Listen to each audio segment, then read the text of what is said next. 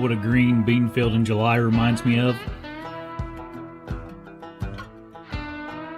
Big velvet bucks. And in honor of Exodus Velvet Fest from July 15th to August 19th, I'm going to show you a whole bunch of footage of big velvet deer. Every camera order in this time frame comes with a scratch-off card that could save you 15 to 25% off your next camera or the new MMT arrows. Also, they have exclusive Velvet Fest savings announced on their email newsletter, so visit their website at exodusoutdoorgear.com and sign up for their newsletter. To participate in Velvet Fest, use hashtag VelvetFest on social media to win prizes throughout their online event. They'll be sending out all kinds of cool Exodus outdoor gear to random people that participate on social media. So visit exodusoutdoorgear.com and get you some trail cameras and arrows. All right, everybody, got to talk to you a little bit about stealth strips. I just got my kit in from Lou at Stealth Outdoors for my new mini beast sticks that I just got in the mail last week. Look at this smoke camo pattern. I love this pattern. It blends into the tree real nicely. My favorite product from Lou is these buckle silencers. These things are awesome. They keep your buckle from making noise on your stick there. I'm gonna wrap the beast sticks with these stealth strips I just got in. If you need you some stealth strips, go to stealthoutdoors.com and pick you up some stealth strips. All right, and finally, before we start the show, I got to talk about beast gear real quick. I just got these minis in. I've been running the longs for since the longs came out. I had the original longs, and I got to say, man, these minis are nice. They're a little bit lighter. They also are going to be a lot more compact on my stand, and I love them. Every time I put one of these beast sticks together, it just amazes me at how good quality they are and how tight the tolerances are. So if you haven't picked you up the best stick in the industry, go get you some beast minis. Also, don't forget about the stand. In my opinion, the best hang-on stand money can buy in the mobile gear market. So go to huntingbeastgear.com and get you some beast gear. All right, let's get to the show.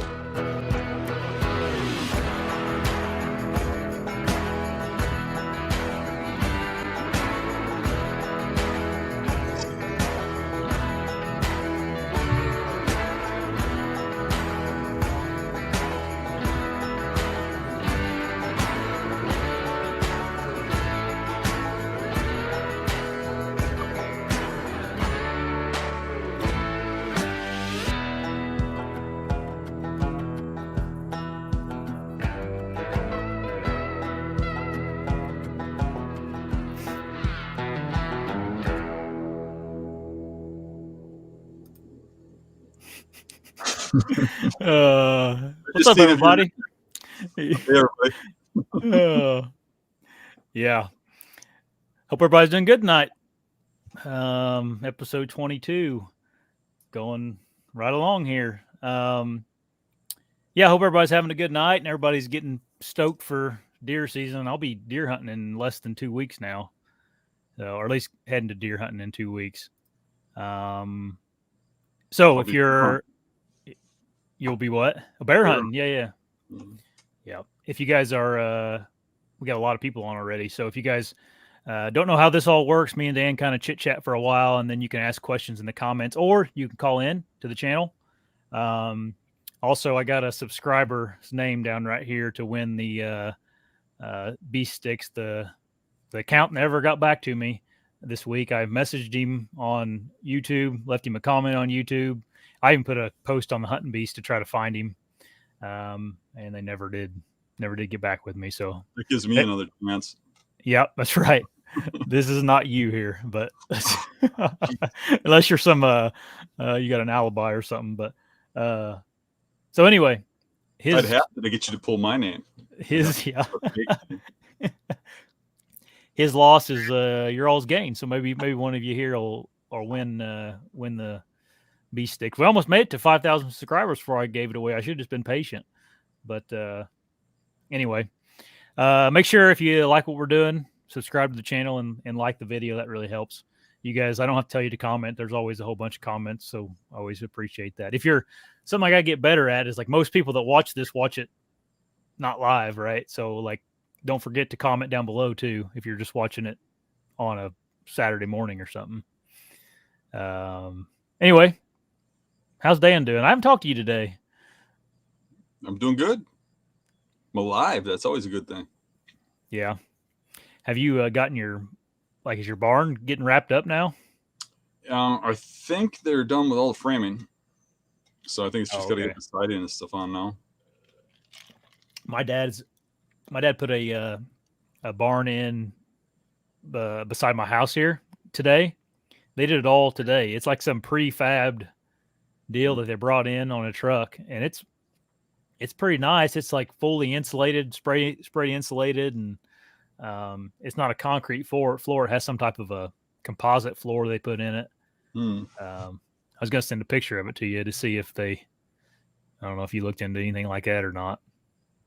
Well, considering I got what I got into mine, I'm going with what I have. Yeah, right. It's too late now, but oh, that's funny. Yeah, probably wouldn't be a good idea to put one in now. Yeah, I'm not even going to have garage doors till October, so yeah, and that's if they come on time. Right. Yeah.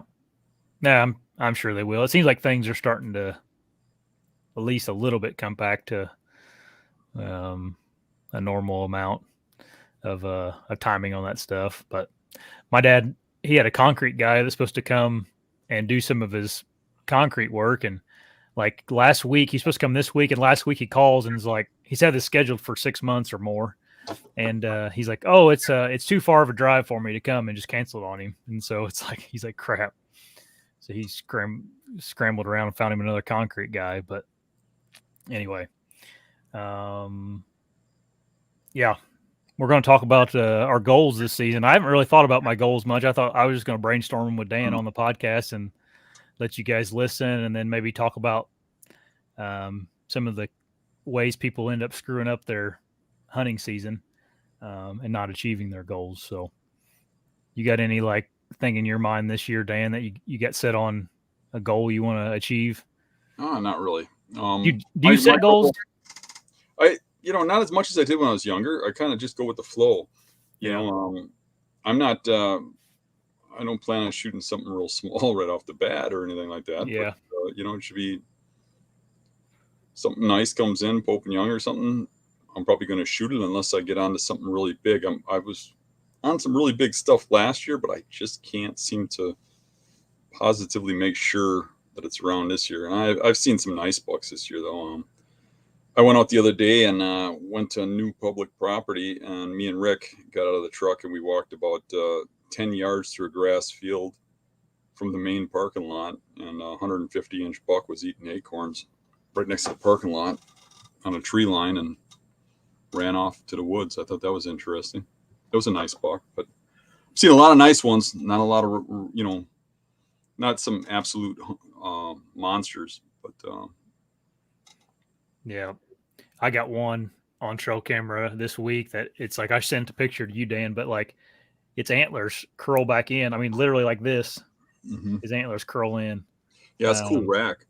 Oh man, it's a big deer too. It's not this big. It's a big deer.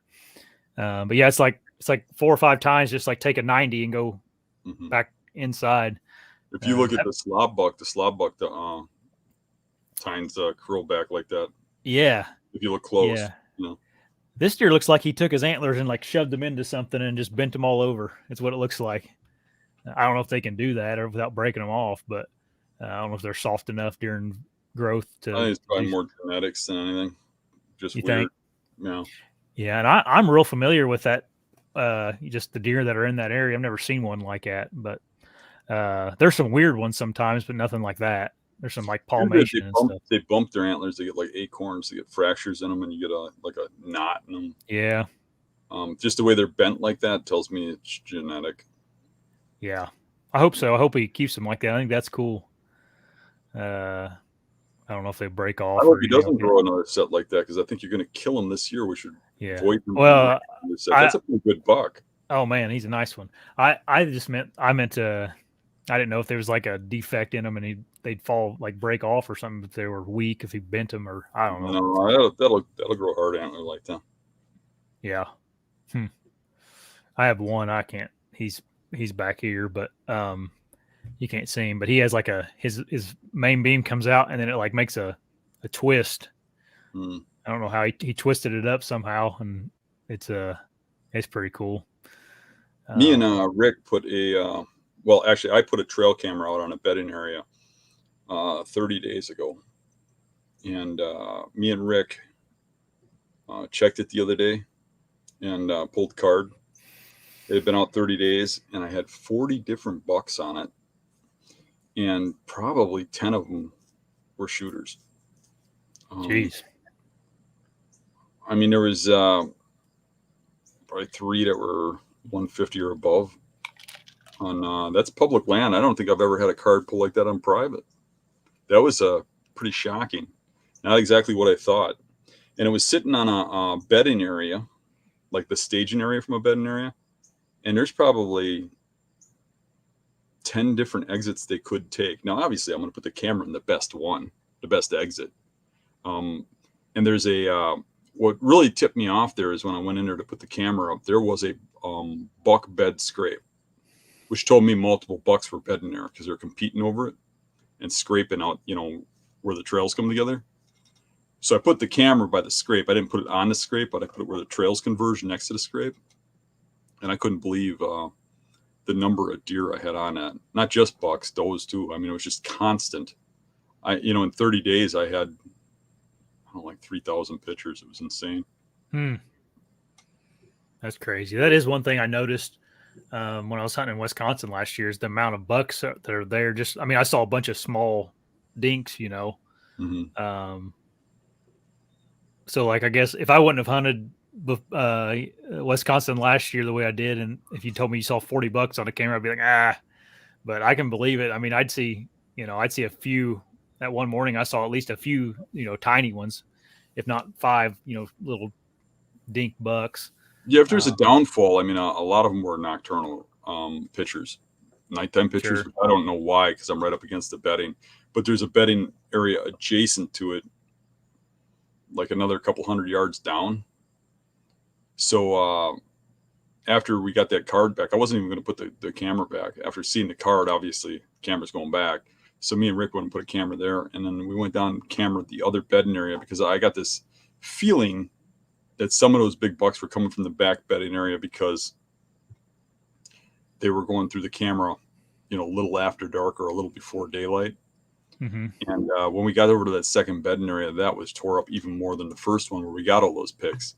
And the way they come out of that one most of the time is not towards the first camera. They go towards on Oak Ridge, which was kind of made me feel a little better because where all those bucks are, there's not an oak tree in sight.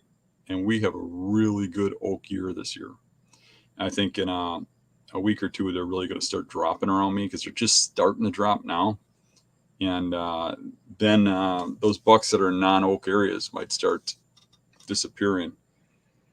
So seeing that this one, the secondary bedding area had trails going to an Oak Ridge was refreshing.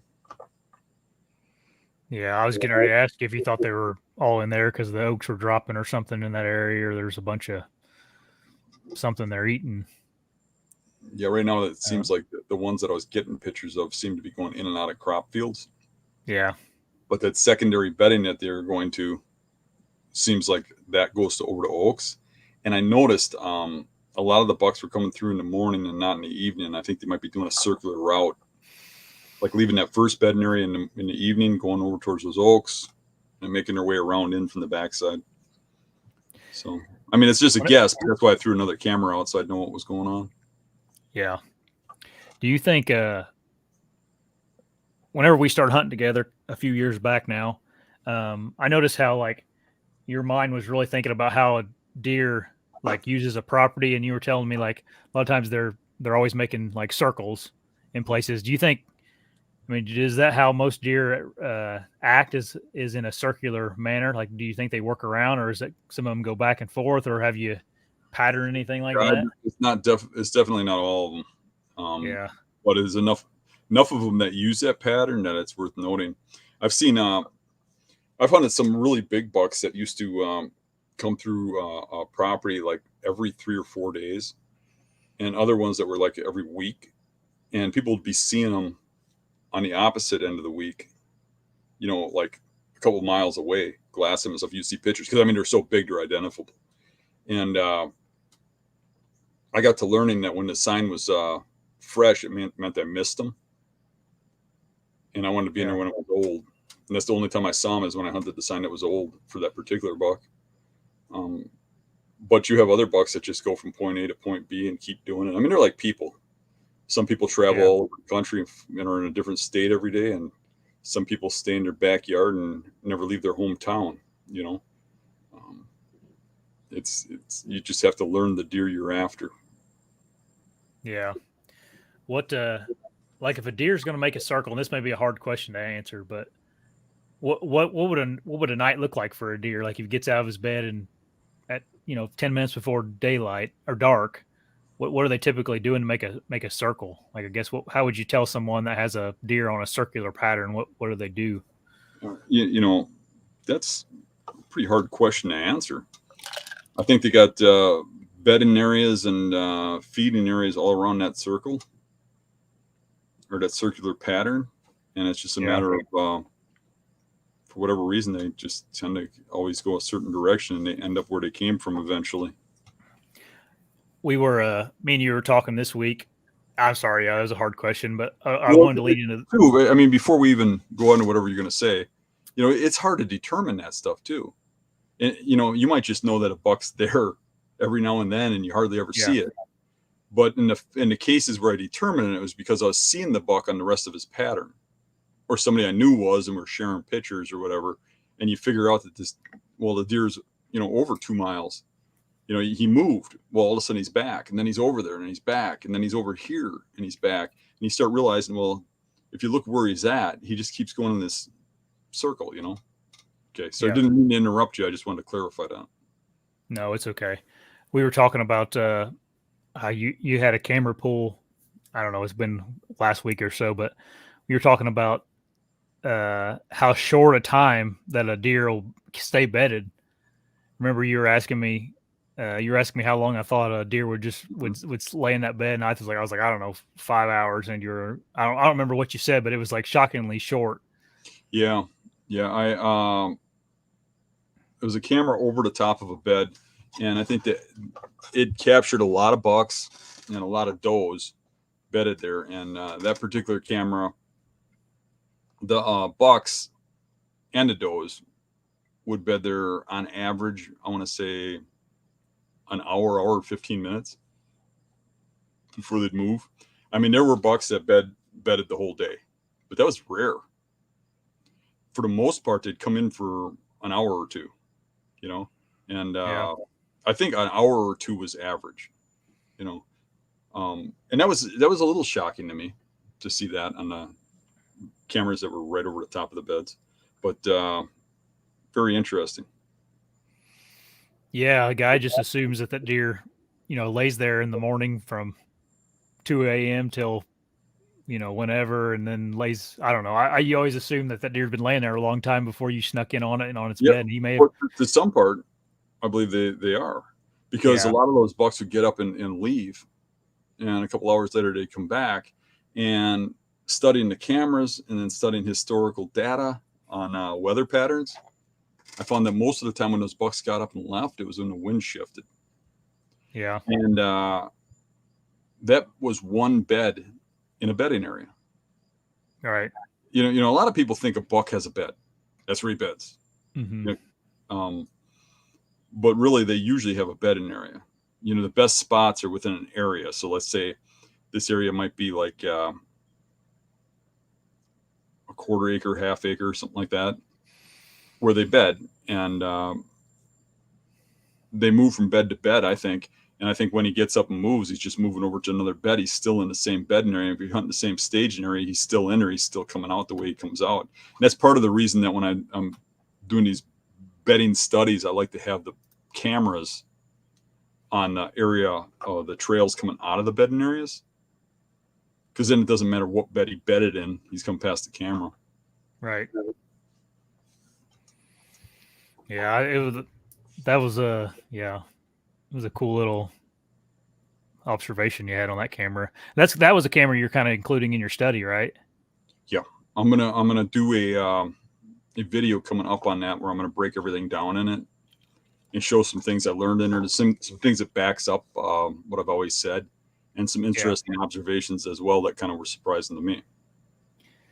Did you see that the bucks bedded longer like during daylight hours than at night? It was interesting. I saw a lot of nighttime bedding in that Yeah. particular bed, in that particular study, a lot of daytime, a lot of nighttime. I assume they had to be feeding close by too, because they were coming right back, like after dark and bedding down, like they had just fed up and then they're going to lay back down. Does and bucks. I noticed the does disappeared during the rut phases. Bucks were more in during in that particular bed in the phases of rut for this area. Yeah. Oh yeah. This camera was someone. It's not your camera, is it? It's one from a guy that gave you the SD card to look through it all. Yeah. We probably should have said that before. This isn't from the last couple weeks. Right. This is actually from last year. Yeah, last year information. Super cool though.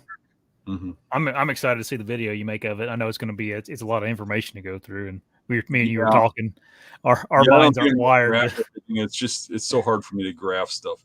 But I started to. I made patterns and stuff. I looked at winds and stuff. It's really hard to graph winds because it's amazing how much the wind shifts while a buck's bedded, and then it seems like the buck gets up on the wind shifts. So you have to kind of make an assumption, and then if you're looking at east winds for a bed, and you got southeast, and then it changes south. Do you call that east, or you call it south, or you call it southeast? And you start getting a pretty wide variance, but you see some similarities.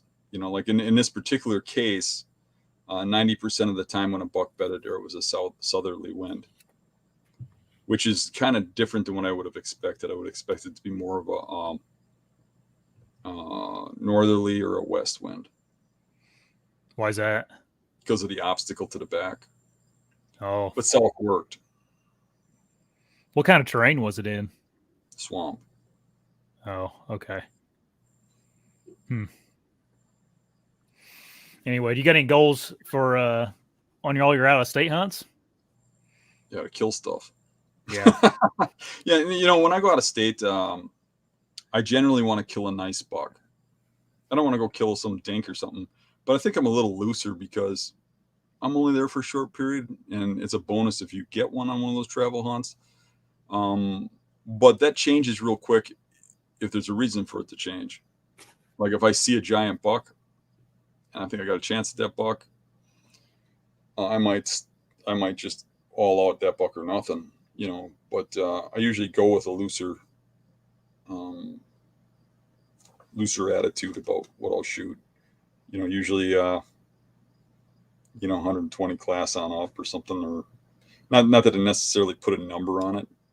I generally won't shoot something unless I want to mount it, but I might go a little below a mounder on something like that, but probably not.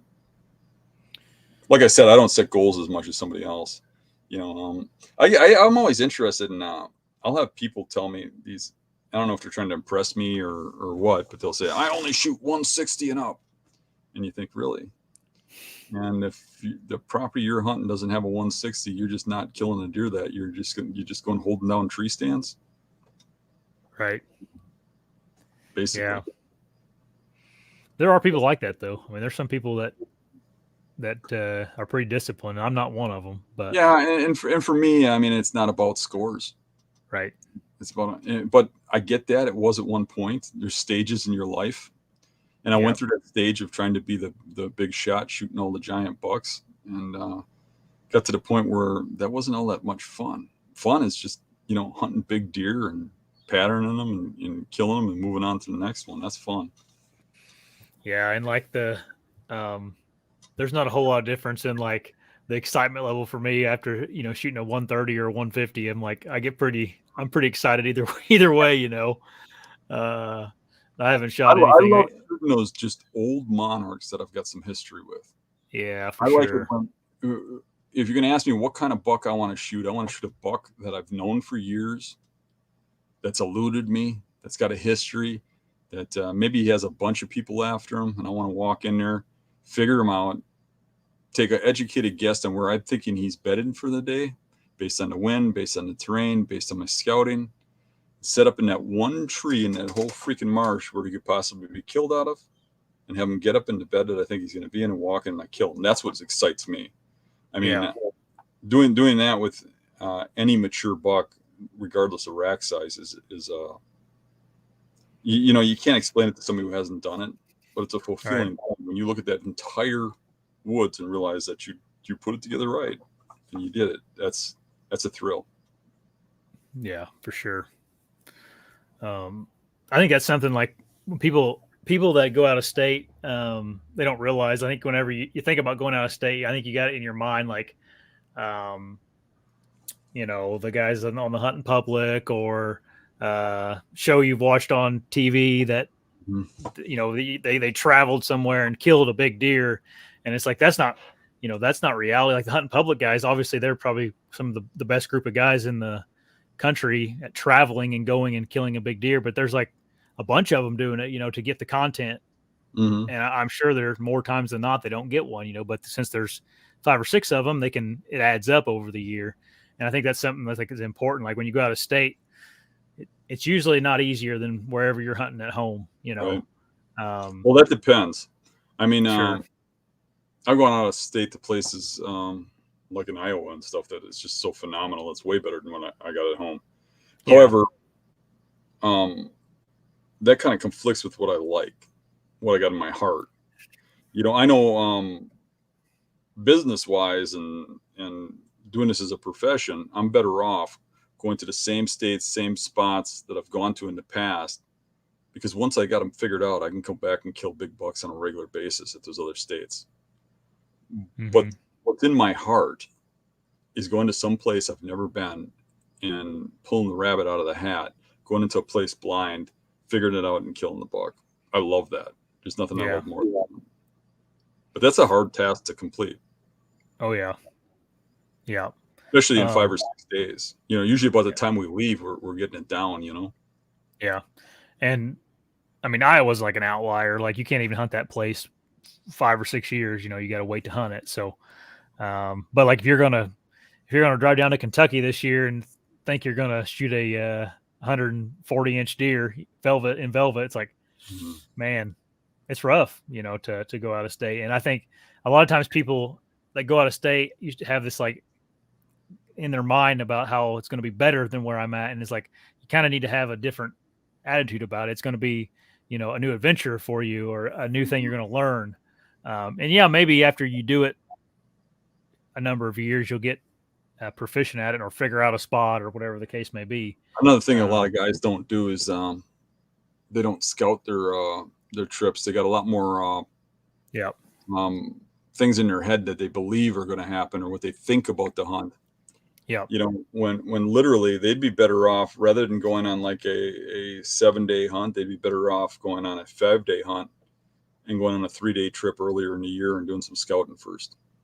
Mm-hmm. Walk the property.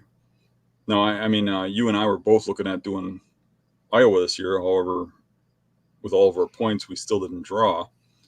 And you went down there early and scouted. Yeah, I went down in the spring. A lot of guys won't do that.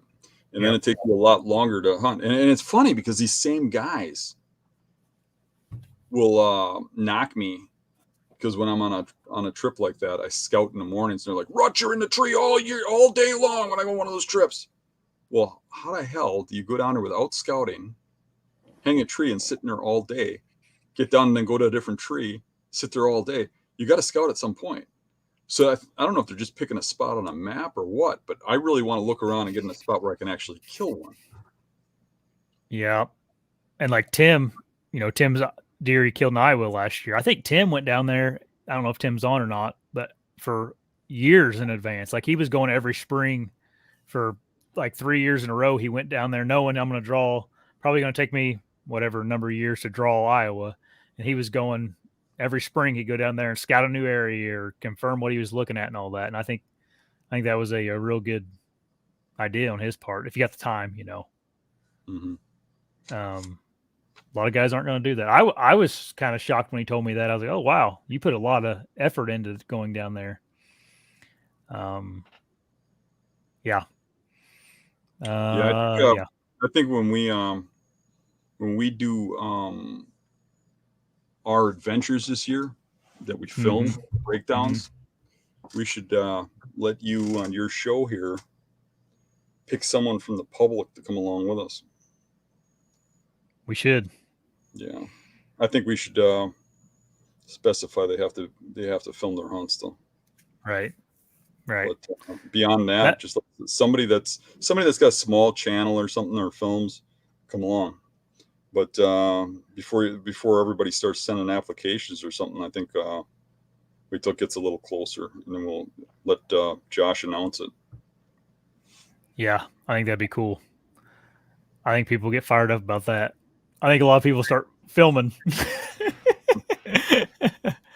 Yeah, that'd be cool. We'll probably, I don't know, we may end up, who knows where too. We got some ideas in our head, I guess, about where we may venture off to. And who knows, if I kill something early in October, I might be open for something different anyway. Mm-hmm. I haven't technically bought my Ohio tag yet, so that hunt's still kind of up in the air. But yeah, you just need to have more vacation time, and you could just go with me everywhere. I just won't show up for work. Oh man! I'm telling myself my boss might be listening. Oh yeah. I don't know. You've said worse things on this podcast about your work, so yeah, you'd already listened. Man, I can do this full time. Yeah. Real quick, while we got everybody, there's a lot more people on. There's twice as many people on than when we started. But if you guys got questions, don't forget to leave them in the comments section. Me and Dan will try to get to a whole bunch of them tonight. But there's a lot of questions already. I'm trying to pay attention to them. I think this year for Indiana, I was thinking about my goals today just because I haven't really thought about it much this year. I'm going to try to be a little more patient this year and try to really shoot something nice. Yeah, that's what happens. You get a big buck on camera, and then you start getting these big ideas. I think you should shoot the rat that comes in and have me come down and hunt that one you got on camera. I pulled a camera. I went and finished a food plot this evening before the show here. I got a little 0.3 of an acre food plot, and I pulled a card out of a camera that the big one is in that area, and he never was on that card. So it'd been sitting there for 2 months, and I never got a picture of him. So I don't know where he's at, or I got to keep looking for him. Well, the cameras I got out on the study have been surprisingly slow. Yeah, but you never know. They usually are for the first week or so, though. I was gonna say, we kicked a deer out of one of the spots, and it was tore up with sign on a point, an oak point that has bedding on the end of it. Yeah. And Rick goes, "A buck just jumped up," or a deer or whatever, because we didn't see it. Yeah. Crashed off, and it came right out of where the bucks are always at. And we went over there right by the rubs and stuff, just rubs around the bed. This is giant bed. And I mean, that bed was 6 feet long, and it was impressed where that buck was laying. Obviously, I put the camera there, and I haven't got a deer on it yet. I take that back. I think a doe walked through today, but still not a buck. But even that bed cam, the slowest period of that whole cam for that 3 months was the 6 days after the camera was put up. And then, I mean, it was even slow after that. I think it was 20 days before a buck showed back up. It's a long time. Yeah, well, I know last week we talked a little bit about how long your going in right now and screwing up for opening day or opening week of season. Yeah, you're in that time frame right now where if you're jumping around in your spots right now, maybe it'd mess some of them up, especially in the right scenario. Right. That's what I really try when I put out cameras. I'm going to go check, really try to put them in areas where make them as least intrusive as possible. Pay attention to where trails are going through, and if I can use a creek or something to walk in, and I got a couple I set up this year where I can sneak in through the rocks in the creek, not have to cross any major deer trails and stuff like that. Everybody should think about when they're putting out cameras instead of just willy-nilly throwing them in the best looking tree along a trail. Yeah. Okay, someone asked, I want to kind of slowly start going on some Q&As as I see some good ones coming in. Real quick one, camera arm update. Josh's last year video had an interesting arm. Oops. Mm-hmm. Sorry, Dan. Yeah, well, I built 6 of them at the shop this last week for the guys that are filming with us. Heck yeah. Well, I just got to get Mario on board with what we're looking at, and we both got to agree on a design. I like certain aspects, and he likes certain aspects, and they don't necessarily agree with each other. He likes something really rigid and strong, and I like something really lightweight and flat and mobile. So there's gonna have to be some compromises somewhere in between, and then as soon as we hit that and we both agree on it, we'll start selling it. Yeah, but there's one coming. Yeah, it's just about there. Yeah. Yep. How do you like yours? You filmed with yours, right? How do you like it? Oh yeah. Well, I filmed the one you made last year. Right? Mm-hmm. Is that the one you're talking about? Yeah. No, I like it a lot. It's real stable. I mean, it's stable enough. I can hang my bow on it. Yeah. I don't think that's a secret that we all hang our bows on our camera arm. But, yeah. You've done that for years and years and years now. Yep. I get asked a lot about. I got a hook built into it. Yeah, I get asked a lot about people people want to know what bow holder I use on my tree stand. They make those ones that go on a tree stand, and I'm like, I don't know what to tell people. Yeah. Keep it in your hand. When I was young, my dad always made me. Always had to have my hand on my bow and in my lap. He wouldn't let me hang it up. Mm.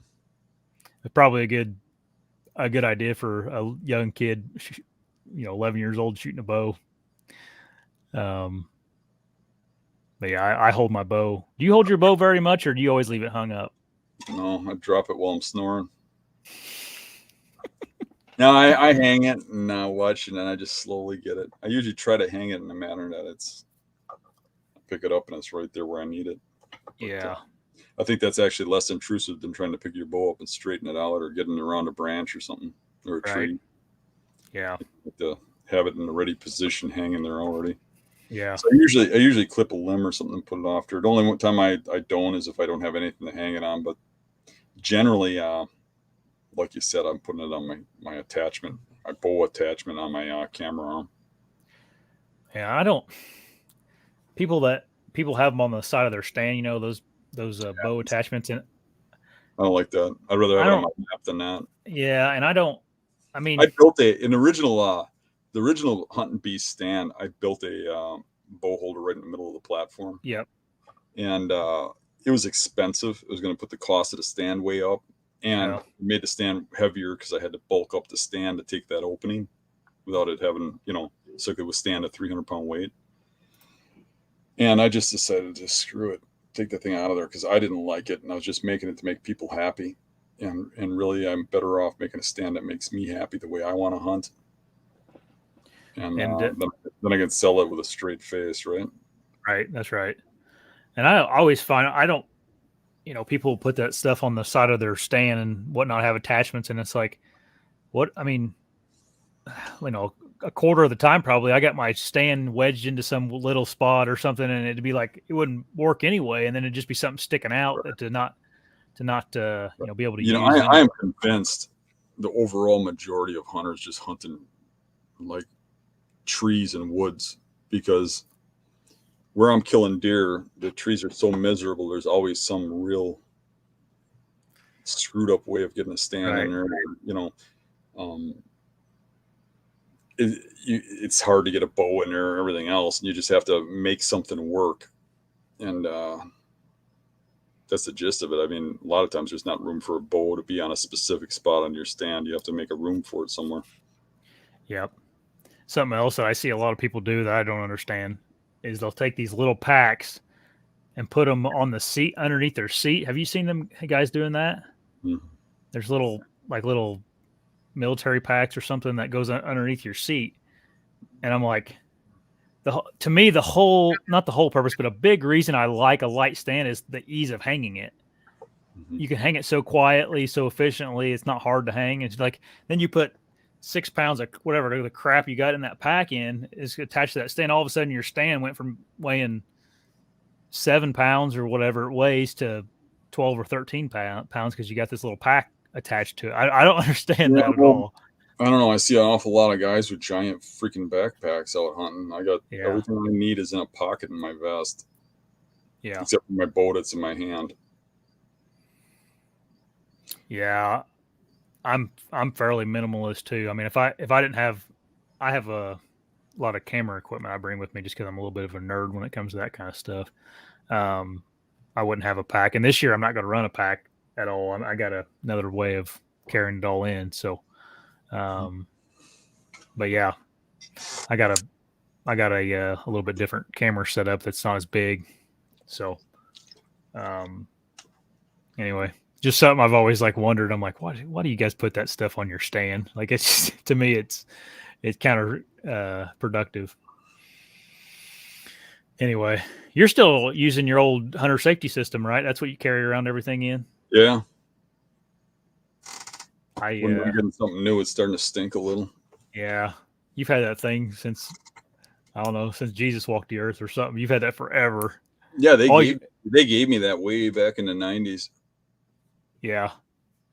They gave me one. They gave my wife one and a bunch of other guys in the group that we were with way back then. And it's the same one. It's got all ripped up.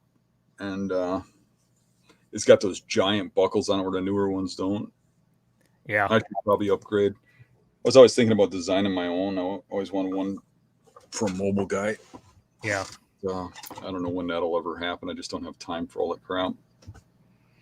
I know. And plus, like, I don't know anything about safety harnesses and whatnot, but I'd say that probably I don't know if is there different regulations for that you got to worry about. Testing and all kinds of stuff, just like the tree stands. And yep.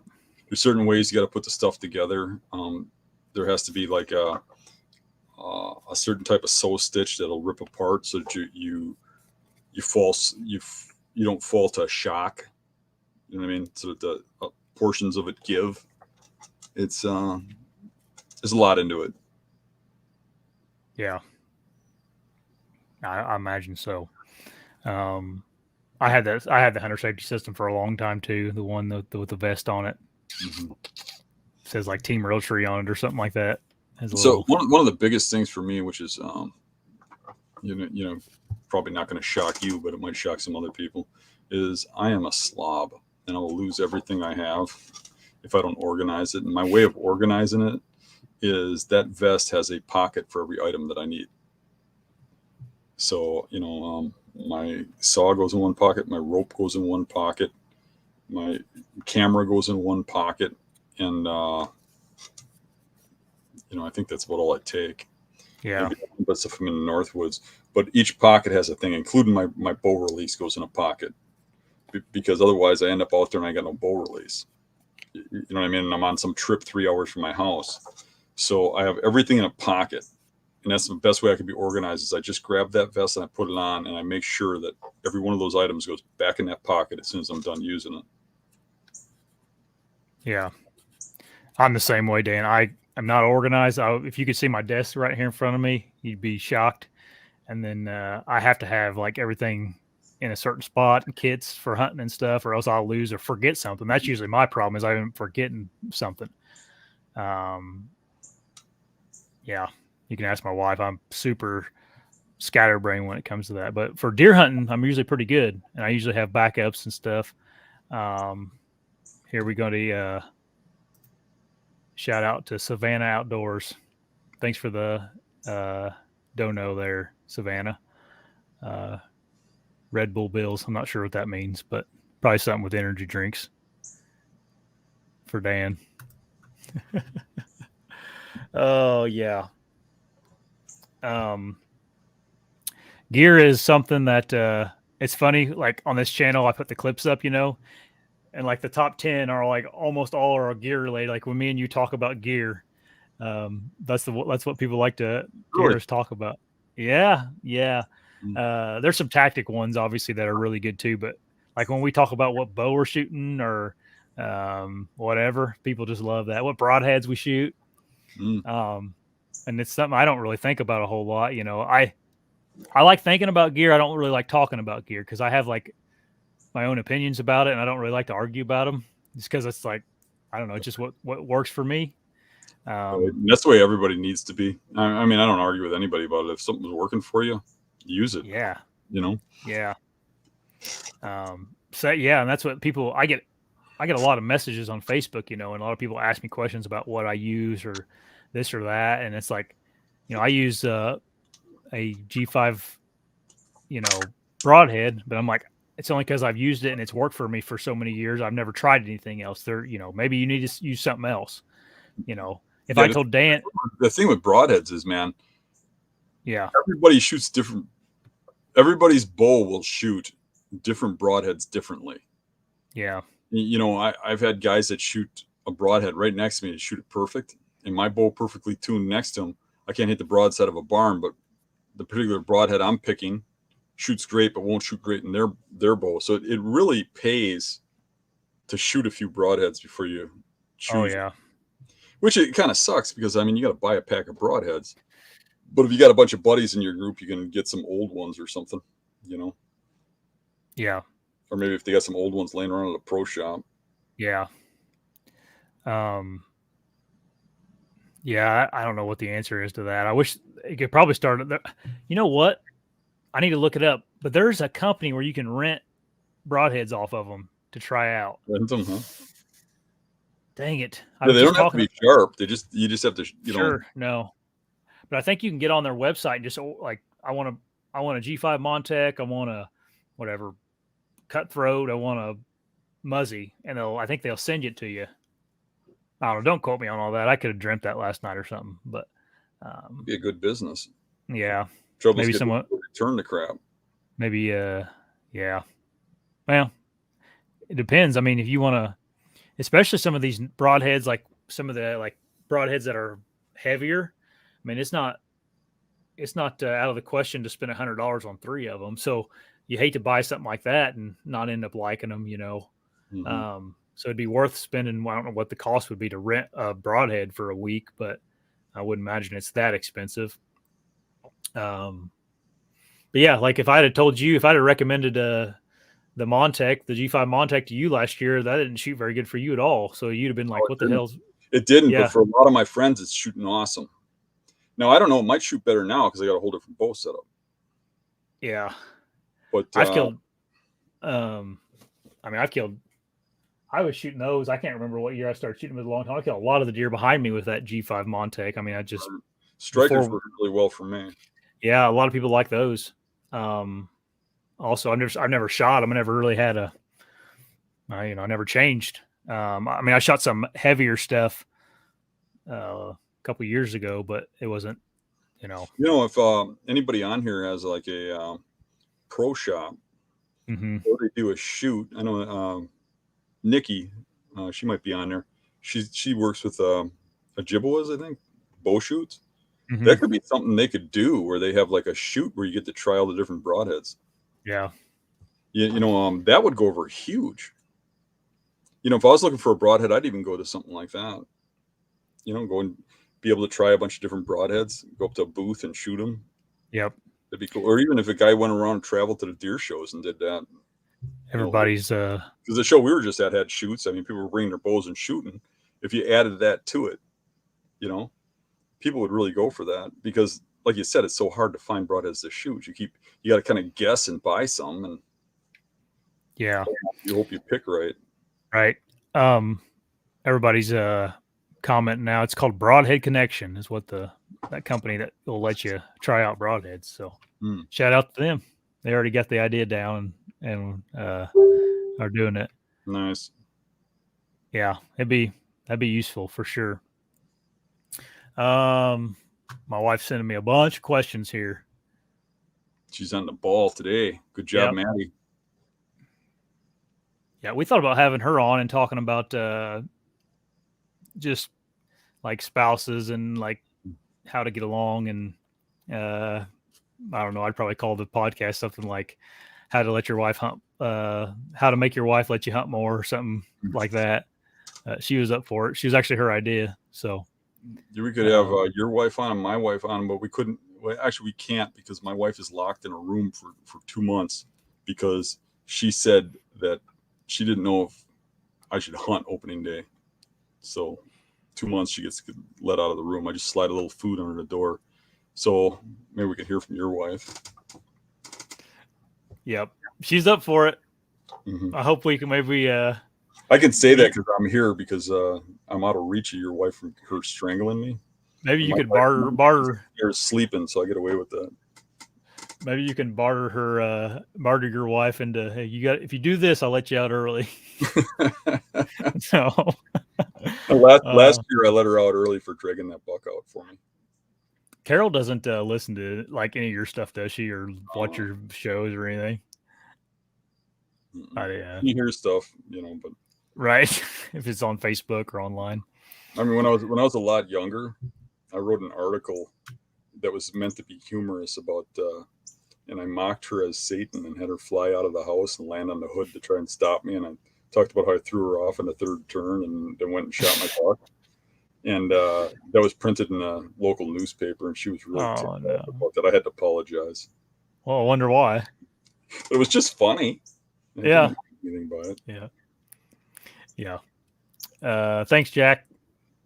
Good. You're from Jackson County. Cool, man. Message me on Facebook. Maybe we can, I don't know, do something sometime. There's Jackson County, Wisconsin. There's Jackson County in every state. Oh yeah, that's true. There's Jackson County. That's where I'm sitting right here in my living room or my office. Okay, let's get into some questions, Dan. We've been on here for an hour now, so there's a bunch of them. I don't know if we'll get 53 minutes. I don't know if we'll get through all of it, but okay, this is from Bill S. Okay, Dan or Josh, do you have tips on getting to and from your stand on public land? I'm going to kind of rephrase this question a little bit, Bill. Dan, how important do you, or how much do you think about how to get into your stand when you're going into a spot on public? Get into my stand or how to get to my position? He says tips on getting to and from your stand on public land. All right. So to is much more important to me than from. Yeah. I usually hunt a stand once. So when I get done, I just burn it and I leave.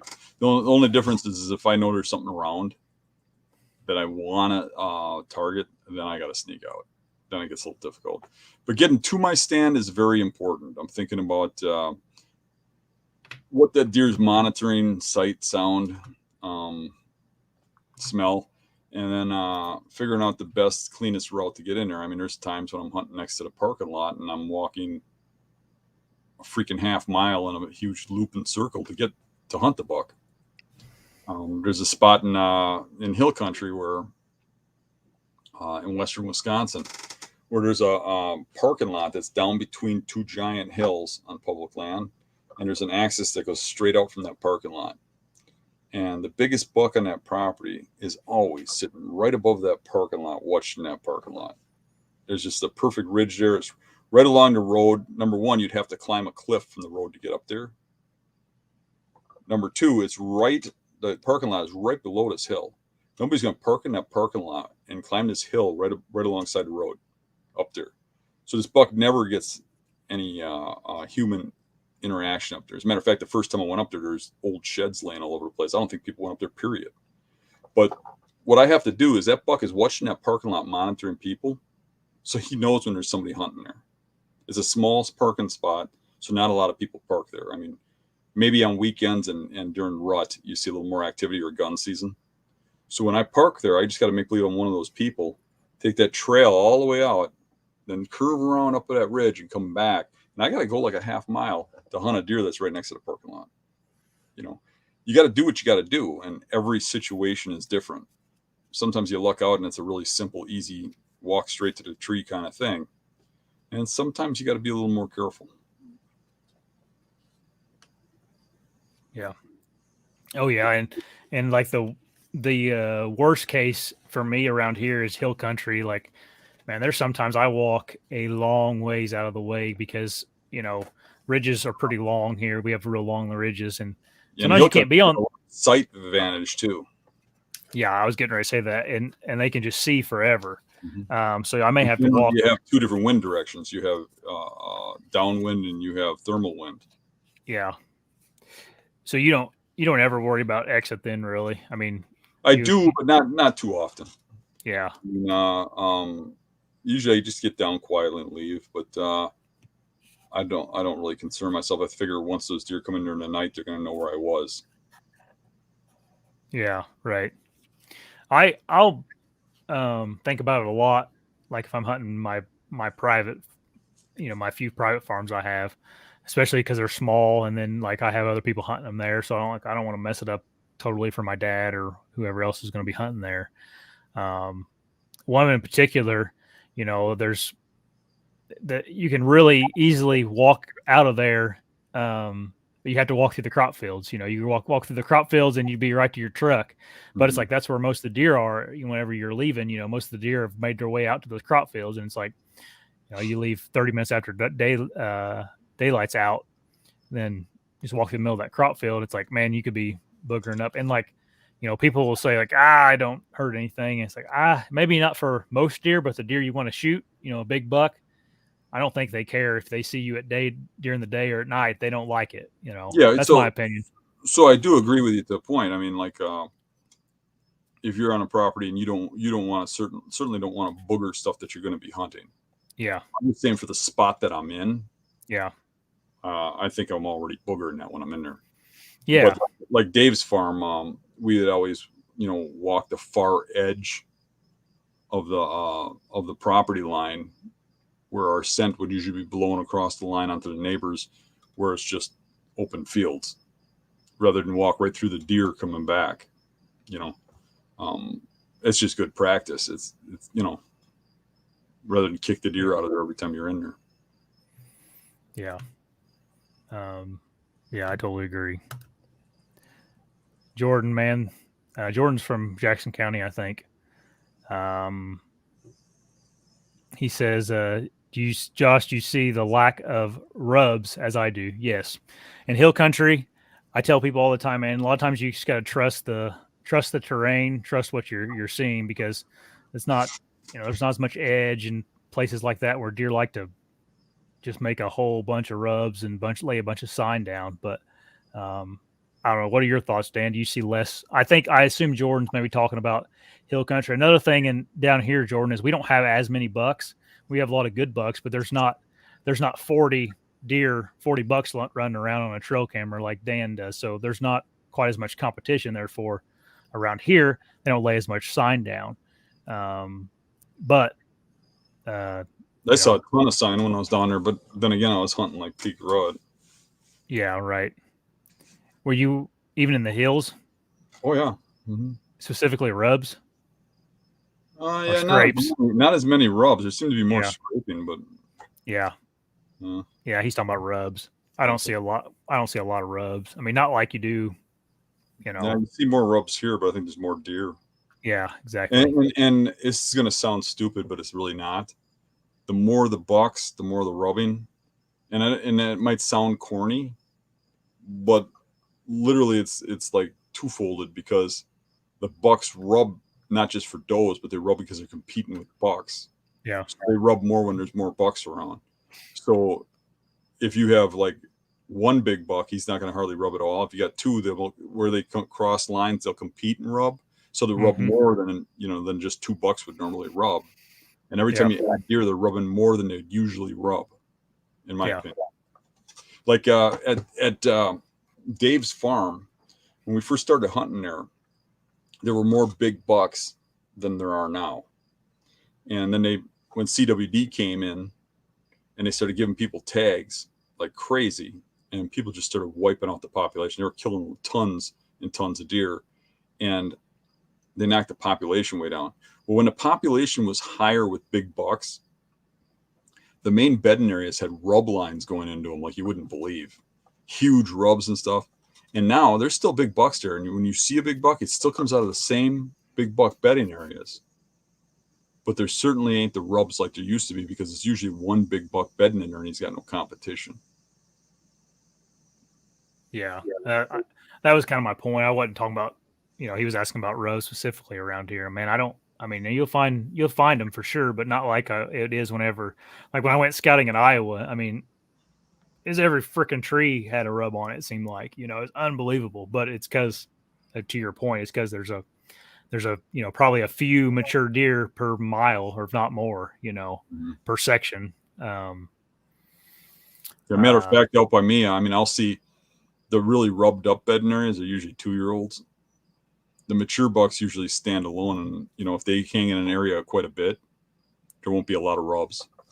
Yeah. The biggest buck I ever shot, there wasn't a rub within 100 yards of his bed or a scrape. Mm-hmm. And that buck bedded there a lot. I even picked up his sheds in that bed the year before I shot him. Yeah. Someone asked if you ever got Dave's buck age, Dan. That deer he shot. It was 7. Nice. Do you guys have any tips on how to tactfully ask for hunting permission on private land through a mailed letter?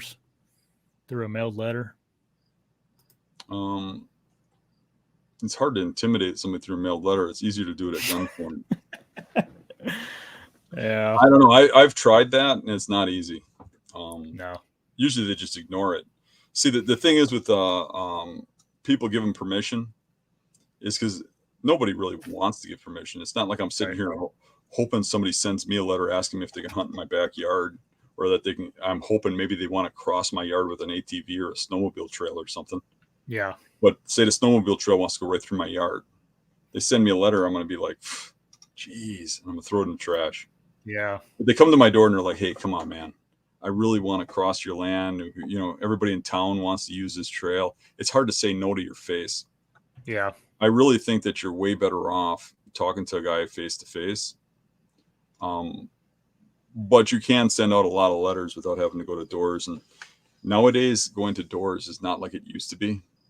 Mm-hmm. Somebody comes to my door and I don't know who it is. I literally answer the door with a gun behind my back. Right. And I don't think I'm alone there. Yeah, there's the days of it being normal for someone to come to your door to, chat is over. It's a weird thing to do now. I think one of the main things you can do if you want to get permission, I think, is to think about it from the landowner's perspective. And I think that most people are looking for permission on farms. And the best thing you can do on a farm is when you see a farmer out working. Yeah. Don't go knock on his door, because that's intrusive. They're going to think you're trying to rob him or something. But if you see him out working and you're not going to stop him, they don't want to have their tractor stop because you're walking up to him. But if you're just out doing something, and you see him, stop and ask him if he needs a hand around the farm or something, and say, is there any way I could trade you some work for hunting? Tell him, during the summer, I could come over here maybe 4 or 5 hours a week, one day, one evening after work each week, and give you a day off so that you can go out with your wife or something and do your chores for you. That goes over huge. And that's a really good way to get in. But it's a give and take. Nobody wants to just give you something for free. So you're taking something from that landowner, and a lot of them, hunt, or they got somebody in a relation that hunts, but that'll even bypass that. I don't know a farmer that isn't overwhelmed with work and wishes he had a day off. I've had farmers tell me, the local ones that I know, like, man, I got to work every day. I got no time to do anything. I don't get to go out, blah, blah, blah. Or they got a certain period of time in the year where they have a little window they can go out, which is a shame for them, but it's an opportunity for you. And I think that's the best way you can get on property. But I don't think writing them a letter is going to do you much good. But if you are going to write a letter, put that in the letter that you're willing to work. And that you go over and work a few hours a day. And if you're not willing to do that, good luck. Mark Kenyon has a whole podcast about getting permissions on that. He did it a long time ago, but I don't know, probably a few years ago, I sent out a bunch of letters to property owners, and I ended up getting about maybe 100 acres out of it. So it worked okay for me. I actually just lost one of the farms this year because the guy sold it. It wasn't nothing I did. It just he sold it. So there's a new property owner, and he's doesn't let hunting other than himself in. But what I see around here is new farms. When a farm first gets bought, people are a lot more. They're looking like they want to make everybody in the neighborhood happy and stuff. They're trying to get along with everybody, and they haven't been bombarded yet. I mean, I know farmers that tell me that every week 3-4 people come to their door, and it just gets monotonous. And they're not going to us. They're tired of it. Yeah, I've had everything. Those letters I got. I mean, the vast majority of them. I mean, I probably got 2 or 3% of the people that were actually responded. Quite a few guys or people just texted me back. I told them it's okay to text me if you don't want to call. A few people just texted me and said, "Hey, appreciate the letter, but I'm not letting anybody hunt."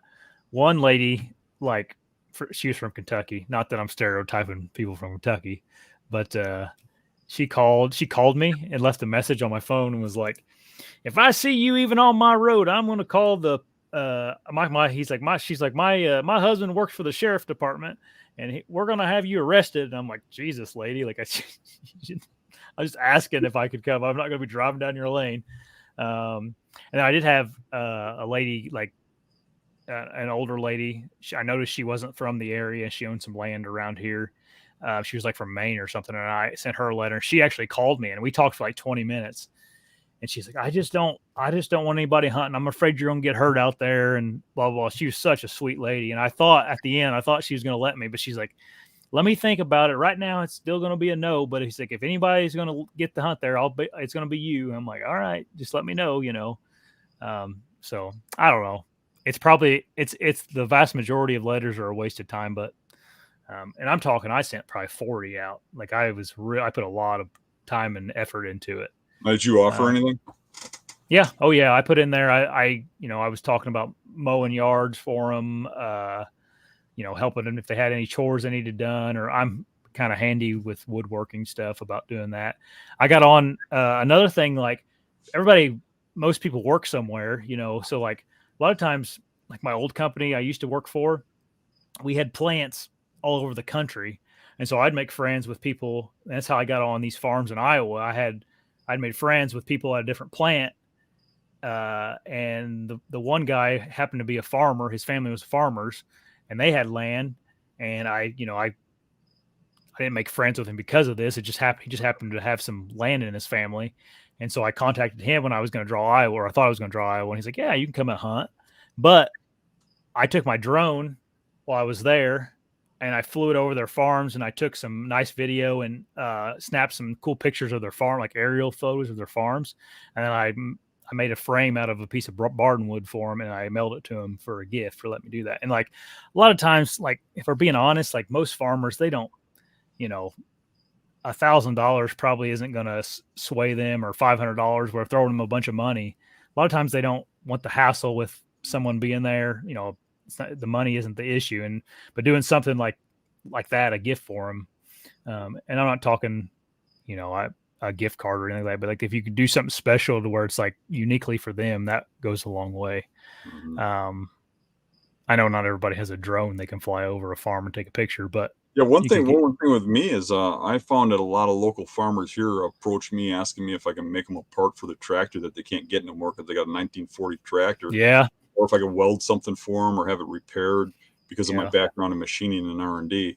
So not that I've ever used that to get hunting permission, but you could. Yeah. Most farmers are constantly repairing equipment especially the old style farmers that got older equipment. They're constantly fixing stuff, and it's hard to get parts for some of those older tractors and stuff. Yeah. Something else you can do is like try to keep tabs on like who hunts where around your area, like if you know where people hunt. Because like, for example, I gained about 70 acres last year. I had a guy I knew was hunting a certain farm. Well, he moved to Montana for his work. And I texted him. I didn't want to step on his toes. I'm like, hey man, are you ever going to hunt here again? He goes, no, I won't. If I come home, I'm not going to come home for hunting. I'm like, okay.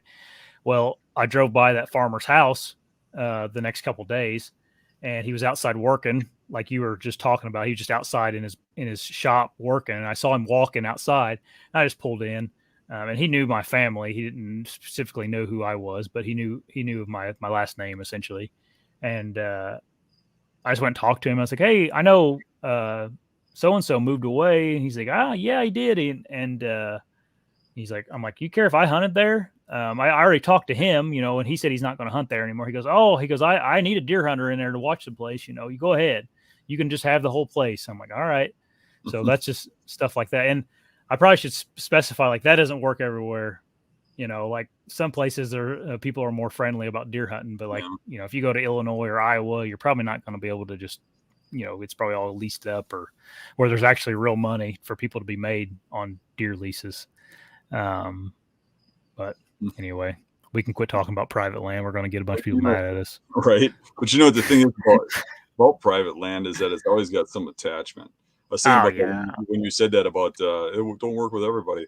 Well, every time I've gotten access to private, there's always like something like so and so hunts over there, or this you can't come in the mornings because you shine your light on my house or something, and there's don't come on the holidays, don't come when my kids are here, or it's paying the I don't butt. know, you always feel like you're intruding. Yep. Yep. That's what's nice about public. It's just free. That's right. And run feral. Something else I find on public is like you get less frustrated with things. Like, something's supposed to go wrong usually, whereas if you got in your head when you're going to this private farm, like, I have this place to myself. And then in reality, I was making a video for Hunting Beast today. I was talking about getting stuff stolen. I think I've had more stuff stolen on private land around here than public. Just because. Yeah, I hunted over by your place once. It was like Grand Central Station. Yeah. There's a lot of people messing around, setting up tripwires with grenades. And then the bad part about people messing around on private is they do see a camera or something, they're liable to take it if just because they don't want to be caught, or I don't know, people's justifications. But right, I don't know if you read the messages underneath my video about the cards getting stolen, but a lot of people were like, I get a lot more stuff stolen on private than I do public. Mm-hmm. Well, I think people they're already trespassing, and so they're kind of that type of people that they may be more apt to do something like that. Anyway,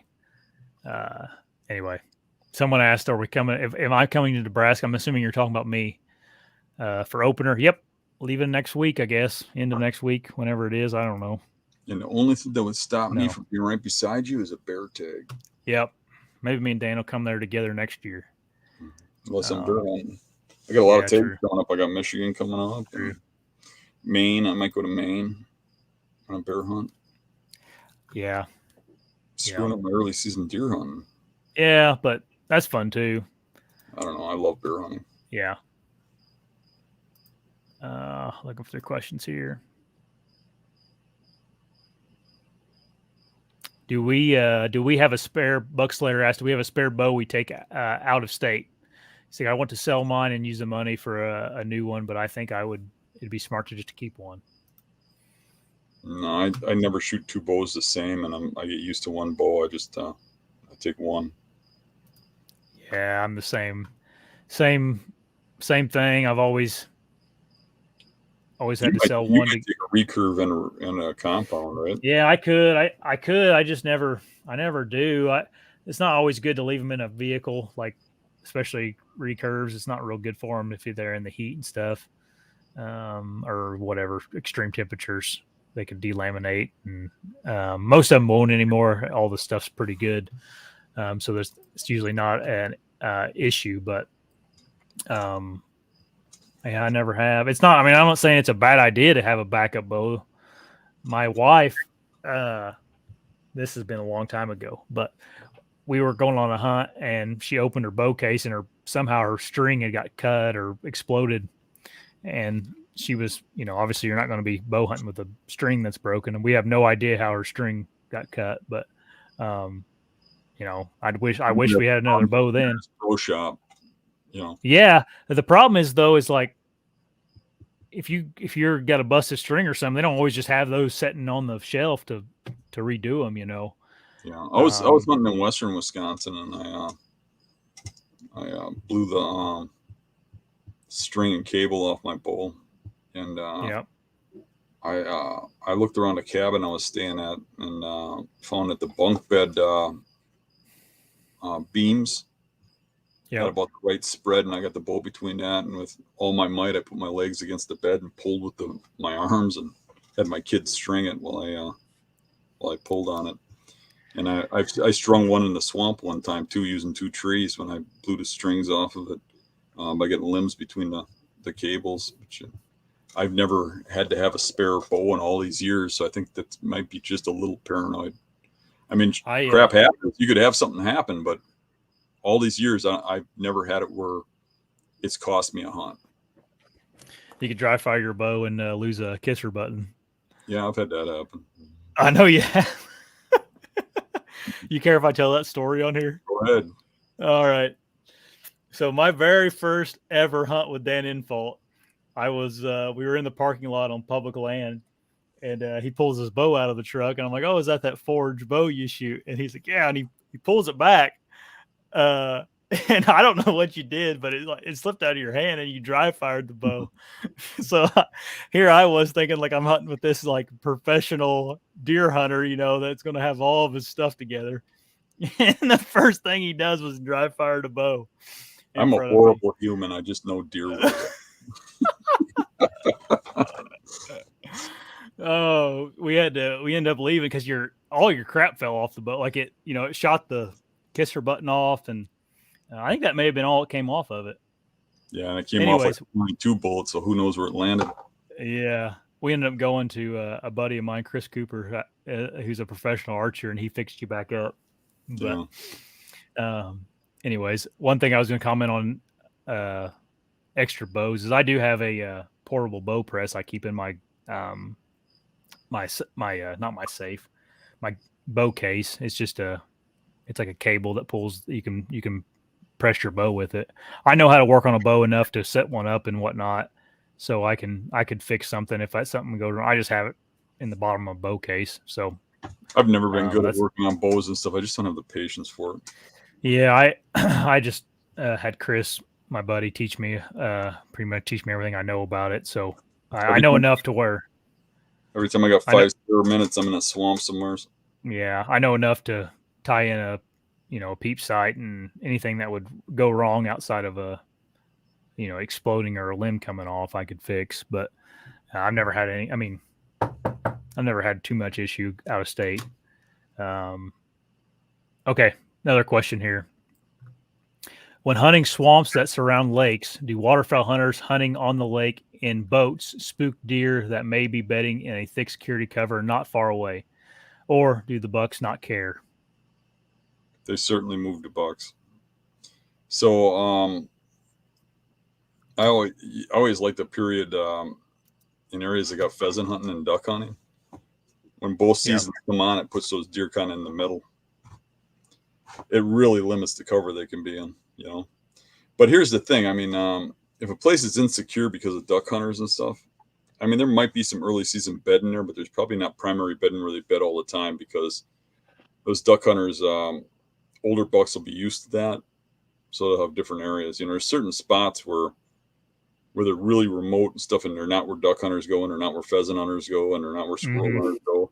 And you'll have big bucks that bed there all year, but what you'll see is a lot of deer there, including a few extra big bucks when the pressure comes on. You know what I mean? Yeah. So.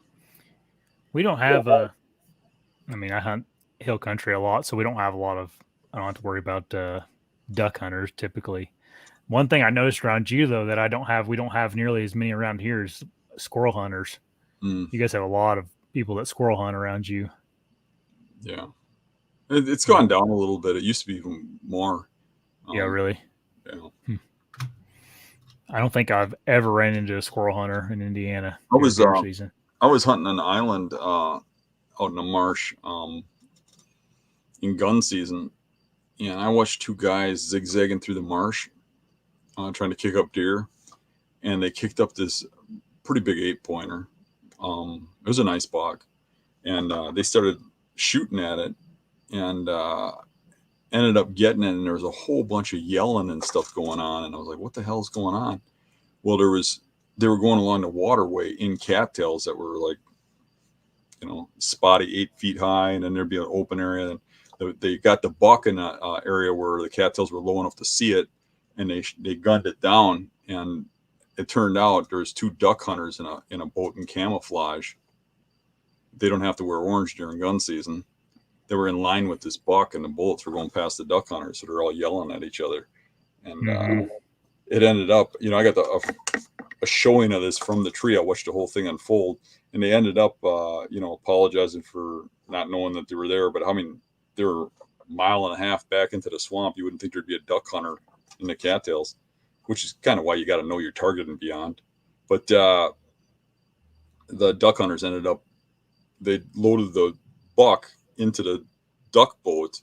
It was laying a few feet from it, and boated it out for them, where those guys would have had a mile and a half drag. Yeah, that wasn't a video, right? No, there was a video where duck hunters pulled one of my bucks out that was way out. Oh, okay. That's what Yeah. you're. Yeah, I think it is. Little one on accident. Yeah. That's it. I knew there was something with it involving a duck hunter on the channel. Now in Nebraska, where I go, pheasant hunters that pheasant season opens the same time. I think it's pheasants, and those there's a bunch of those guys walking around. But for years we used to try and capitalize on pheasant hunters. Pheasant opening, they'd open pheasant here at noon, and we'd try to get in the woods before the pheasant hunters would open and get in funnels. Yeah, wet funnels, and have them push the deer past us. And I never, I seen little deer. I never, in all those years, ever had them chase a big buck past me. Those big bucks know that routine. My dad, yeah, for sure. I think deer. They jump deer. They jump big bucks and stuff, but those big bucks know the routine. They know how to get out of there. They have an escape route planned. And it's just not where you're at, Yeah. I think a lot of deer, and I could be wrong. I don't know why. I mean, I don't really have any scientific reason for this, but like, I think a lot of deer, big deer, are good at just keeping still. Like, they don't move, Right. They might move the next day during the night or something. They move. Yep. They just hunker down and wait for whatever's bothering them to be gone, instead of making themselves known. My dad, lots of pheasant hunters tell me they jump big bucks. I just think when they do jump them, they don't go very far. Yeah. Right. My dad killed a giant, it was like a 167-inch deer on a deer drive, probably back in 2011, I think it was. And I think the only reason he killed it was he was the dog or the walker. And he said for some reason he decided to, he was walking through the woods and he just decided to stop, and he just took a break, and he turned around, and he was I don't know, not very far. I'll probably quote it wrong, but 15 yards, that buck was laying there, trying to let him go past. And he stopped long enough for that buck to get nervous enough to jump up, and then he ended up shooting it and killing it. A lot of times drives, that's how we kill them, is that when we're walking, we stop abruptly, and they either get nervous and jump, or they jump that first time you take the next step. Yeah. They think I think in their minds, they think you're staring at them, Yeah. Right. I mean, I think he was pretty convinced if they had just kept walking, it probably never would have, never probably would have even got up. How long we been on here now? 125. Let's see here. You guys want to do the giveaway? I have the name right here, so we can do the giveaway.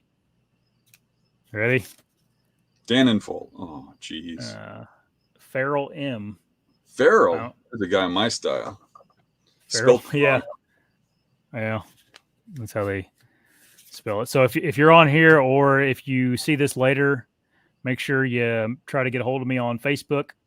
I'll get on your page here in a little bit and message you, and we'll get you some sticks. And if he doesn't mention anything between now and next week, we'll try her again. Surely someone will get a hold of me. Oh, right there.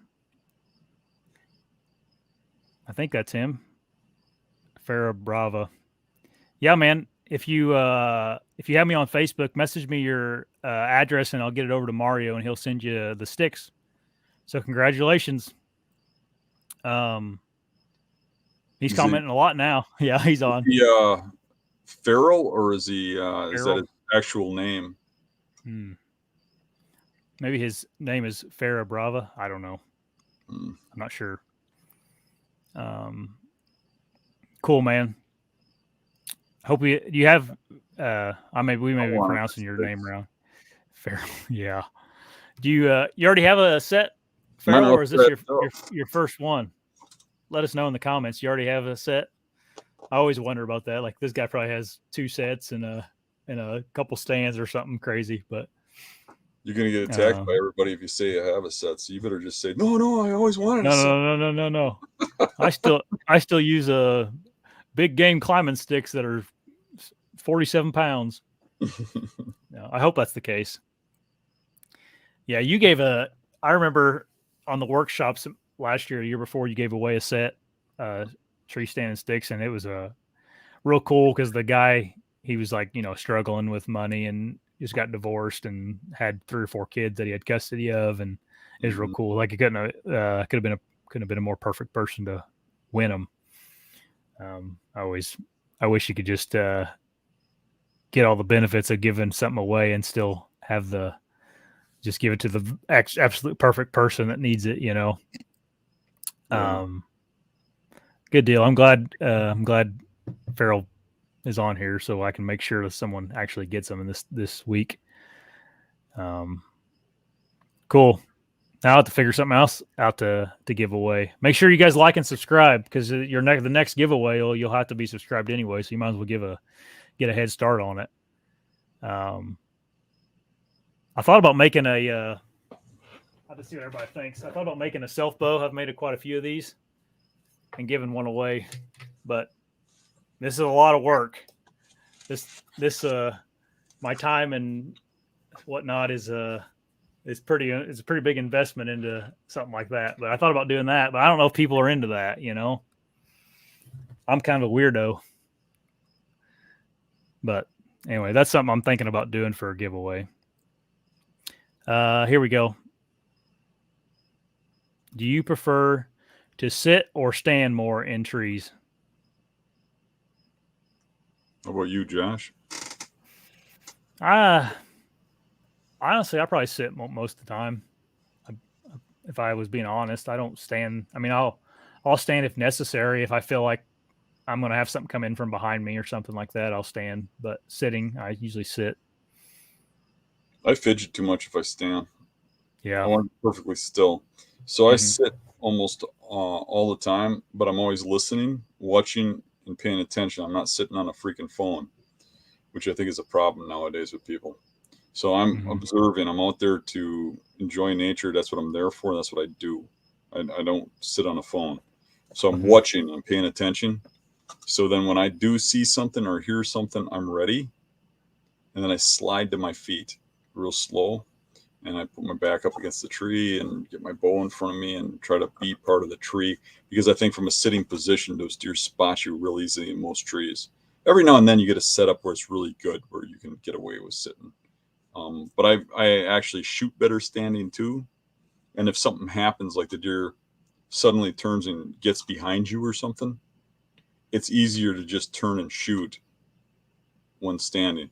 So as soon, or like say you stay seated when a doe comes in, and then all of a sudden you look and there's a buck coming from a different angle and you can't shoot that way seated. So I always stand up when the opportunity's coming. I shouldn't say always, there's been once or twice where I've been caught sitting where I can't get up. Not necessarily caught, but where the deer gets to a position without me knowing it, where it would be dangerous to sit up or stand up without getting busted. But I prefer standing and getting my back right up against the tree, blending with the tree, turning my body and contorting it so I become the tree. Because generally I'm hunting out of pretty small trees, and a deer will spot that big body sticking out from it if you're sticking out at all from that tree. Mm-hmm. So I try to just glue my back, my neck, everything up against that tree, and I put the bow limb right in front of my face and block that face image so that they're not seeing the face. So I got the limb right in front of it, and then the very first shot I have, I'm always facing that deer with the bow in my hand. First shot, drawing back and shooting. Mm-hmm. First good shot. I'm not waiting for a perfect shot. First good ethical shot that I'm fairly certain I can make, I take. Because if you let that deer hang around too long, especially a mature buck, eventually they're going to sense you. They're going to get a little swirl. They're going to see something. They're going to hear something. Them things are so adept, especially on public pressured land, to knowing when something's wrong. Yeah. But you don't want them to hang around too long. You get an arrow in them as fast as you can. Yeah. Something else I started doing is I wear a watch when I'm deer hunting, just so if I need to look at time, or I feel like I need to look at time, I can look down and see what time it is, and not get on your phone and say, oh, look, a Facebook notification, and then you end up looking at your phone for 10 minutes instead of. So I always just wear a cheapo watch, and I just, okay, it's, I got 30 more minutes of daylight. So if you guys have problems with being on your phone, I mean, we're all freaking addicted to it. Maybe, we should start a group text thing. We get me, you, Rick and Tim and Mario, and everybody get a group text. And every time you see a squirrel or a deer or something happens funny, or you think of a joke, we can just group text constantly until a deer shows up, right? Yeah. I got a group of buddies. We all, that's true. That's Marco, take some people off, because that's probably mocking everybody that's listening right now. No, I mean, no, we're all, I mean, everybody's addicted to their phone. I mean, it's pretty well universal anymore. I don't know who you are. I mean, I've even been caught on a phone because I'm trying to get out there and I still got business to do or something. Yeah. Right, I've been busted on the phone. I hate having a phone hunting. I would much rather just leave it in the truck. Yep. That's what I started just wearing a watch, because it'd be just one less thing I got to look at my phone for, unless you have to do something like you said, if you're going through emails or whatever. 1 second, guys. We got a spammer in the shoot. Okay, got him off there. Also, with the notifications on these giveaways, if you don't hear directly from me or Dan, don't look at them. I got a few people messaging me about, hey, I got this comment. Is this really true? And no, it's usually not. You'll know if you won, because it'll be actually us, and we aren't going to charge you anything to win anything and all that. Anyway, let's see here. Oh, I was going to say also, I think I've killed about every buck standing up that I've killed. I always end up standing up for some reason. I was sitting there thinking about while you were talking. Mm-hmm. Both deer I killed last year, I stood up, and I usually, I mean, sure, I'm sure I'm forgetting some, but if you can get up, and I think you're better off, because you never know what's going to happen. I mean, the deer could be on this side of you for 1 second, and then something happens and he's over here. And if you're standing, you're sitting down, it can be a challenge to get moved around or whatever. But I always try to slide up, and I always like back myself up against the tree and kind of slowly make my way up, and I always flip my seat up too. Yep. Up against the tree and then kind of lean on that, so I'm not rubbing against the Sometimes bar. I get my seat like half up. Yeah. I'll kind of lean into it, because I like having something behind me, kind of, Yep. Yeah. I can push what I do. I can push my back off of the tree when I draw. If I have the seat, like, you know what I mean? It's not completely up, but a little bit, so that the top of it is just hitting my butt a little bit, where I can, use it for support. Fun fact for everybody. Stealth strip started because of that problem. I think Lou's first product was like a, what do you call it, bark silencer or something. It Mhm. was for leaning it up against a tree or whatever, so you wouldn't make noise on the bark. I'm pretty sure. I could be wrong, but I think that's what his very first product was. I had a bark silencer way before he came out with that. Yeah. Because when the dog was bad, you shot it with a 12 gauge. So the 12 gauge was a bark silencer. That dog barked too much, you shot it. Yeah. You sound like my grandpa. Oh, jeez. Calm Real down. quick, I like Dan. dogs. You don't have any dogs. You got every other animal but a dog, don't you? Carol don't like dogs. Oh, I love dogs. Yeah, me too. Any other size beast stands coming, Dan? Yeah, just be patient. Yeah. Yeah. Yeah, someone said they received spam from the hunting public saying they won something. Yeah, happens There's to a lot all of of that us. going on right now. A lot of it. That and all these like weird comments on on YouTube and stuff. I constantly are deleting just weird, stupid stuff. No, just think of something. I mean, there's no way anybody who's got a legitimate business is going to charge you to receive a gift. Yep. And I'm not going to contact you with a number or a text this number or something. And I'm not going to ask you personal information. If I gave you something, I'd give it to you personally, or Josh would give it to you personally. Yeah. And we would message you, and it'd be us, and we'd contact you. Anytime you do see something, if you think there's any doubt, because I can understand there being doubt, because some of these guys use my name. They'll use the beast symbol, and they'll really try to trick you, and they'll tell you that there's like a shipping fee, that they're going to give you a free bow, but it's $120 to ship it to you. And there's actually been some people that have been ripped off. They've told me that. That's why when I did the bow giveaway, I ended up giving it away a lot faster than I wanted to, because I wanted to use it to promote the beast or whatever, but not at the cost of my followers and the people that watch the videos. And I had people contact me and say they fell for it. And, I felt bad about that, So I just said, well, we'll give away the bow, and then we'll announce that we gave it away so people don't fall for it anymore. But yeah, it's a shame. I don't know. You want to do something cool for everybody, and everybody ruins it. But somebody's got to find some way to rip people off out of it. Yep. This guy, Mike Lee, was asking this kind of as a joke, I think. But do you wear a face mask, Dan? Do I use face paint or wear? Well, I'm modifying the question. Do you wear a face mask? No. I do when I'm turkey hunting, not deer hunting. Mm-hmm.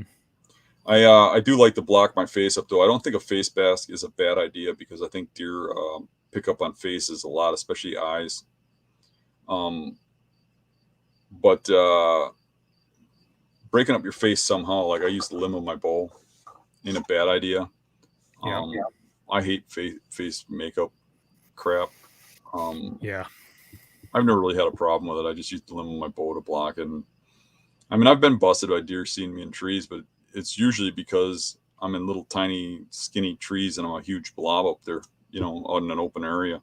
Because most big bucks that I shoot are on edge, and edge don't have very good trees. Or I'm in open areas that are just brushy, thick cutovers, and you're the only tree in there. There's a reason those big bucks are in spots like that.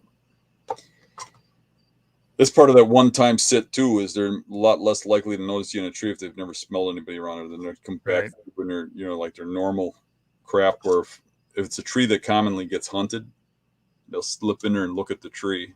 Yeah, I wear a face mask that actually Barry Wenzel recommended to me. It's called Spandiflage. I think it's what it's called. And it's like I don't know what it's made out of. It's like a mesh, but it's real tight to your face, but it's not heavy. People have seen me wear it. They make fun of it on the Hunting Beast, but I love that thing. But look at you. You got a bright white face. Yeah. Look at me. I got an old, dented up, wrinkled up, scarred up face. I got lots of shadows. So I blend right in. I'm nice and shiny. I don't know. I'm going to keep growing this beard out. Maybe I can like flip it up over my nose and like do something like that. Real cool looking. Start a new trend. The beard Hey, the white beard's going to start scaring them pretty soon. Well, I know, right? I don't have the white problem quite yet. I got some small little patches, but nothing like. I could shave it to the circle around my lips like this. Mm-hmm. Yeah, Girls love that. But people make fun of that face mask, but it's actually like when you buy it, it's just a head, like it goes over your whole head, and like the marketing thing on it was where you can wear it and see through it. Well, that's didn't really how it works. So I actually end up cutting I cut a hole in it. That's why it looks so raggedy, because I've taken scissors and cut a hole in it. But I actually need to get a new one. Someone says yes to Spandiflaw. Has been using them for years. Me too, man. I use it turkey hunting too. I've kind of misplaced it. I gotta do some digging because things are getting close here. It actually keeps you. It's weird. I don't know what material it is, but it's like not hot, but it also keeps you warm in the wintertime. Like I can wear it in the winter, and it has a little bit of an insulation factor. But anyway, one thing it doesn't hide is your eyes. Sure, right.